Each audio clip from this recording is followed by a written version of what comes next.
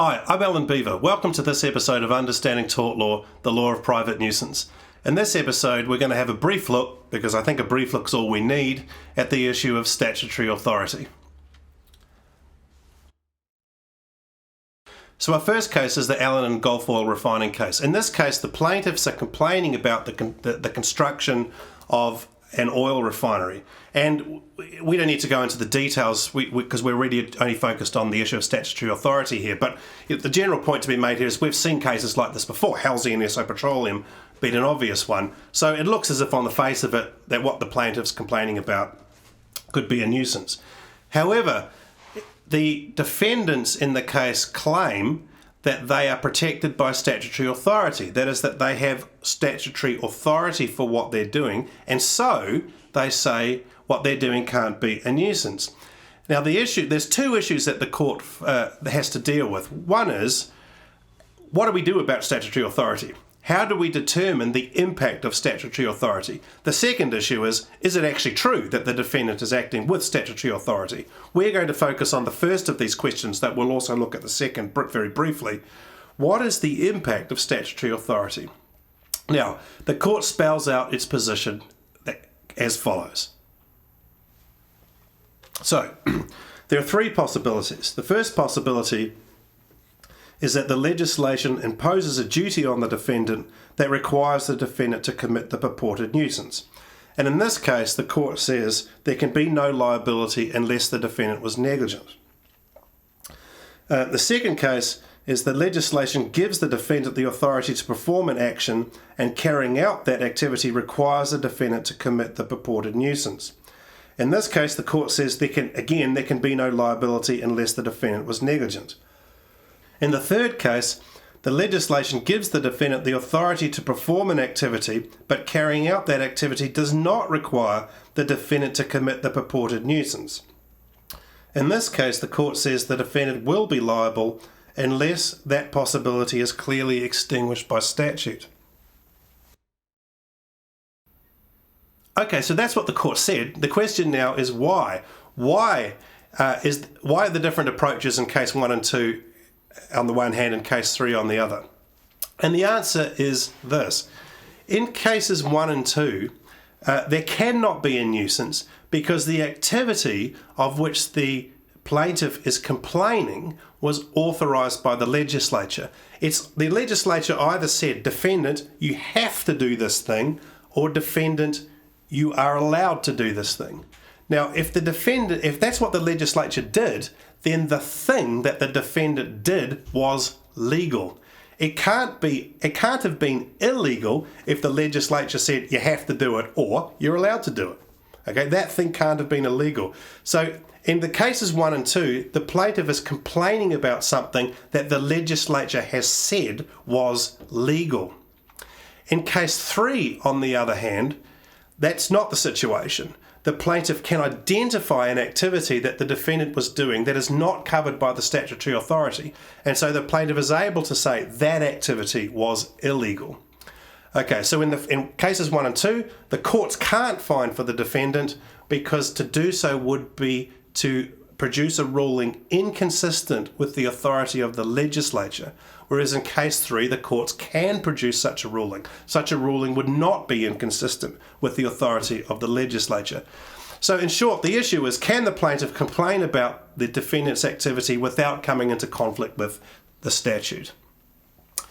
Okay, so that's the approach. Now, in the case, there's some disagreement about how the approach applies to the facts of the case. Lord Keith, who is writing in dissent, agrees with the general approach. He agrees with the way in which we distinguish between cases 1, 2, and 3.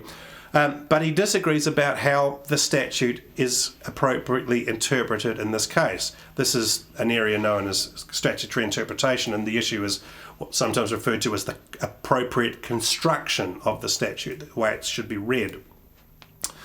Okay, so both argue that this act, that is both sides of this argument in the House of Lords, both the majority and the dissent, argue that this act authorises the compulsory purchase of land in order to construct the refinery. Lord Wilberforce thinks that that's enough to say that the statute authorises the construction of the refinery. Lord Keith thinks that it isn't enough. to say that the statute authorises the construction of the refinery. In Lord Keith's view, the Act authorises the purchase of the land in order to construct a refinery, but it doesn't actually authorise the construction of the refinery. So in Lord Keith's view, with respect to this plaintiff's complaint, this is a case that falls under 3 rather than 2. Whereas in the majority's case, the majority's opinion, this is a case that falls under 2. Okay, now we don't need to worry about that. We're not interested in statutory interpretation here. We're just interested in the impact of statutory authority on the law of private nuisance. And this case provides us with our basic approach. It's reasonably simple, I think, hopefully reasonably easy to understand. But what we want to do now is go on and look at another case that tries to change things in an interesting way. Talk.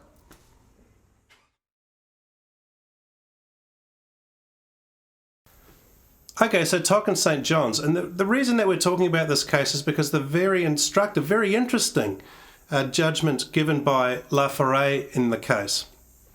So in this case, the defendant, with statutory authority, has built a sewer, and due to the blockage, in the process of building the sewer, there's a blockage caused to stormwater drains that causes the plaintiff's basement to be flooded. Now, as I say, the defendant built the sewer with statutory authority, but it could have built the sewer in a way that didn't cause the stormwater drains to be blocked, and therefore didn't cause the plaintiff's property to be flooded. So the court holds that the plaintiff wins. There is a nuisance here. The statutory authority does not protect the defendant. But the judges give different reasons for this conclusion. Justice Wilson's judgment is in line with the judgment of the House of Lords in Allen and Gulf Oil Refining. She says the legislation was permissive only, and so the defence is not available. Now what that means, that's to say that the case falls under 3 in the slide that I had before when we looked at Allen and Gulf Oil Refining. It's a case of the 3rd type. In other words, the defendant did have statutory authority to do something, but that thing could have been carried out in a way that didn't cause the nuisance. So therefore, the statutory authority is no defence. La Foret, however, also finding for the plaintiff, does so for different reasons. He wants to change the way in which the law decides these cases. This is what he says. He says, to my mind, the flaw in the inevitability test, which is basically the 1, 2 and 3 as we saw earlier, to my mind, the flaw in the inevitability test, as traditionally expressed, is that it does not take due account of the fact that inevitable damage is often nothing but a hidden cost of running a given system. The costs of damage that is an inevitable consequence of the provision of services that benefit the public at large should be borne equally by all those who profit from the service. So what La Foret is saying here is, look, I agree that statutory authority should not be a defence in cases that fall under 3. But I don't think it should be a defence that in cases that fall under 1 or 2 either, or at least the defence should be severely curtailed in those cases. Now here's a summary of La Foret's argument. He says, the scheme is in the public interest, that is the building of the sewer, that was in the public interest. The scheme's in the public interest, it damages the plaintiff should not have to pay to further the public interest. The public should, because the public benefit, the public should pay.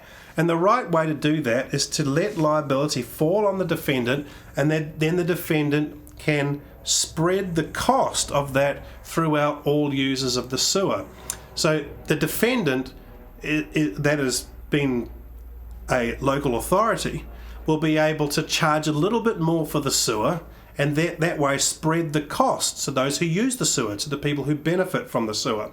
So this is La Foret's view. The right way of dealing with these cases is not to determine it in accordance with the position set out by the House of Lords in Allen and Gulf Oil Refinery. The way to do it is to say, who benefits? 2 questions. Who benefits? Second question, what's the best way of making sure that the people who benefit pay? But in this case, the best way of making sure that the people who benefit pay is to impose liability on the local authority, and then the local authority can pass the costs on to everybody who uses the sewer. Okay. Now notice then the impact of the advantages model here. The idea is it's a better world if this is the way that we do things. We pass the costs on to the... We're not worried about rights and duties. What we're interested in doing is passing the costs on to those who benefit. That's fairer. That makes for a more efficient system. This is what's known as loss spreading that we'll talk about in more detail later.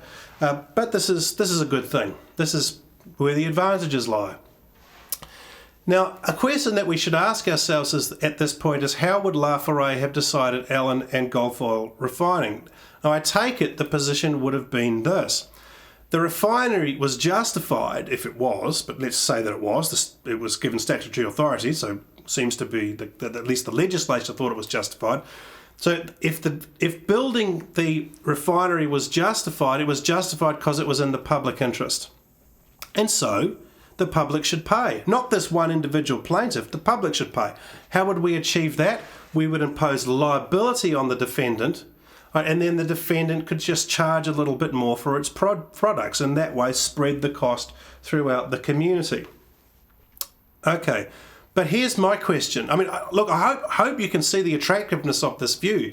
There's something really intuitively, deeply appealing about this. You impose the costs so that the people who benefit from the activity pay for the activity. It's strongly intuitive. I hope you can see that there's really something to Laforet's position. Nevertheless, I think it's a deeply problematic position, and that can be brought out by considering the question, how can the defendant in Allen and Gulf Oil Refinery have been liable given the statutory authority? What would the defendant have been liable for? It has to be the case, if Laforet's position is going to work, that the defendant would have to be liable for doing something that the legislature had authorised the defendant to do. And the question is, how can that be a legal wrong? How can it be illegal for the defendant to have done something that it was authorised by statute to do? Now, you might argue that the statute shouldn't have authorised it, or the statute should have been constructed in a way that while it authorised the activity, it didn't prevent the plaintiff being able to sue for damages in tort. Maybe, right? All those things are, you might be able to advance plausible arguments. But given the fact that the statute said that the defendant was authorised to do this thing, how can the court then turn around and say that the activity was illegal? Okay, so there are in fact two problems, I think, with Laforet's approach. The first is that it simply focuses on damage that is lost to the plaintiff, but damage can't be enough. A tort is an illegal action. In order for the defendant to be liable, the defendant must have performed an illegal action. But it seems impossible to find an illegal action committed by the defendant given the scope of the statutory authority that the defendant was given in Allen and Gulf Oil Refinery, at least according to the interpretation of the statute that taken by the majority. There must be a tortfeasor. There must be a person who's committed an illegal action. The court is not empowered simply to distribute money as it sees fit. Right? In order to find liability, we have to find illegality. And I can't see how you can find illegality in a case like Allen and Gulf Oil Refinery, or in the cases of the kind that Laforet is envisaging applying his approach to. The second issue is, how does Laforet's argument argue in favour of the defendant in TOC itself being liable? Remember how his argument goes. He says the people who benefit from the activity should pay. So therefore, what we're going to do is we're going to impose liability on the defendant, and then the defendant can then spread the costs of that through users of the sewer. They're the people who benefit, they can pay. Well, my question is, why isn't Laforet's argument an argument for imposing liability directly on the people who use the sewer? I mean, after all, if what we're trying to ensure is that the people who benefit pay, why don't we pose liability on the people who benefit? Right, simply say, users of the sewer are liable. Right, why not simply say that? Now, the thing is, the answer to that question is we can't say that given the legal structure. We can't say that given the structure that the law of nuisance has. We can't simply impose liability on users of the sewer. They haven't committed any legal wrong. But there's the problem again. If we can't impose liability on the users of the sewer because they haven't committed any legal wrong, how can we impose liability on people who are acting with statutory authority? Right. What we see in Laforet's judgment is a very powerful argument, but it's an argument that, in my view, entirely loses sight of the legal structure of the tort to which it's being applied. And in my view, that's the fundamental problem with the advantages model. It might make a lot of sense considered in the abstract, but it destroys the legal structure to which it applies, something we're going to see again and again. That's all I have to say about statutory authority. Thanks very much for watching. I hope you found this useful, maybe even a little bit entertaining. If you did, please hit like and subscribe to this channel so that you can be made aware of future videos. Thanks very much. See you again.